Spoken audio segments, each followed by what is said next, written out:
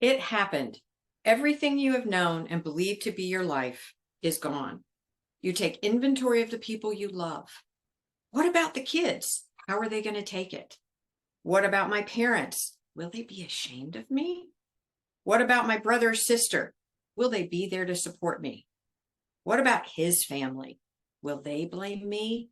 Panic sets in. You make a mental list of everyone you know, worried about their reaction when they learn about your marriage breakup. What about our friends? Will they choose him over me? What about our friends? What about the people at my church? Will they judge me? What about my neighbors and coworkers? Will they think less of me? And the list goes on and on when your marriage ends, and the number of people that you worry are going to judge you. I remember those feelings. I thought many of those thoughts, in particular with my family, but also with my church. And I had a very warm and inviting church family, but yet I felt like every time I walked in the church, I had this scarlet letter on my forehead that said, divorced. And like I had leprosy or something. And they didn't treat me that way.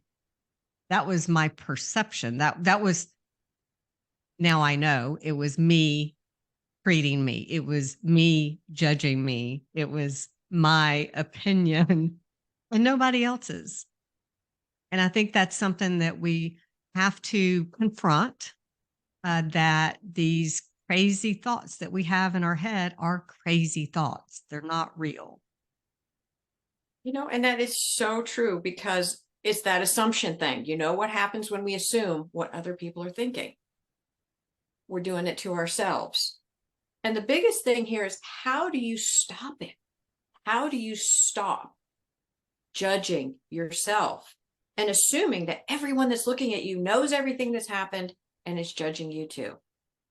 And the most important thing that you can do, Elizabeth, is, if it were you doing this now, which I know you're not, but if it were, think about it this way. If I were your best friend and I came to you in tears, distraught, upset, all of these thoughts pouring out of my mouth about how everyone is judging me and how much it hurts, what would you say to me then? Would you not understand that I was being really hard on myself?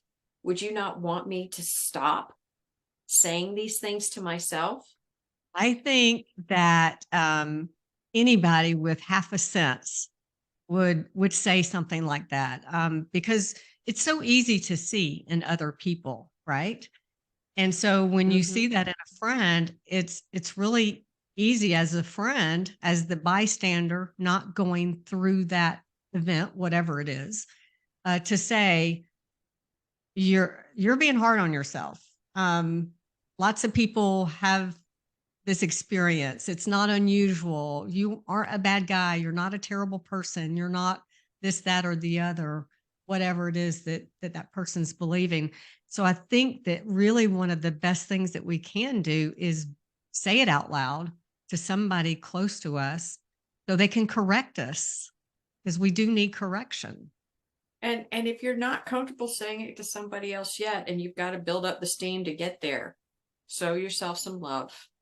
And like Elizabeth said, find someone you can trust that'll talk to you and test the waters. And you're going to find out that all those assumptions you've been making about what people are thinking about you are not true. They just didn't know how to approach you, and they didn't want to hurt you any worse than you were already hurt. And so they're treating you with kid gloves, and you're interpreting it wrong. Think that's a real great way to explain it to Allison, because we don't understand what's going on. And we don't, because we're so caught up in our world, in our pain and our grief and any other emotions that we may be going through, that we don't recognize the fact that some people just don't know how to handle grief or a grieving person. And so maybe they act a little bit out of their natural character.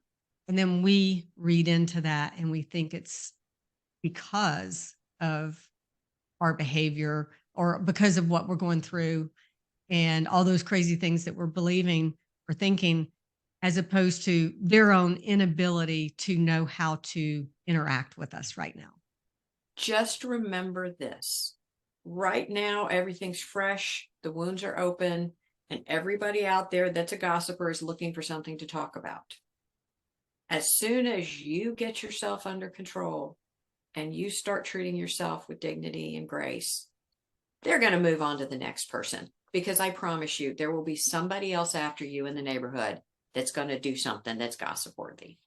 So it's your quick little moment of fame. If it comes to that, just think of it that way and know that you're just fodder for the grist mill in their gossip circle. Let them have it and move on, and don't give them anything else, and stay out of the limelight, and everything will be fine. So one of the things that I would always do, I still actually do this when I'm just, feeling and beaten up on myself, or feeling insecure or ill-equipped, or just having negative thoughts about myself. I have a mantra, which is a proverb, and I would recite it to myself out loud, and it really changes my perspective. I might have to say it a couple of times. The one that I go to is Proverbs 31:25, and it says, "She is clothed with strength and dignity, and she laughs without fear of the future." And I would just say that over and over and over again until I started believing it again. But I think a lot of times we have to remind ourselves that we are strong, we are capable, we are full of dignity and grace and beauty, and we have all of those uh, talents, if you will, or those character traits. So take possession of it, because it really does help. Beautiful, Elizabeth. Thanks for ending on that note.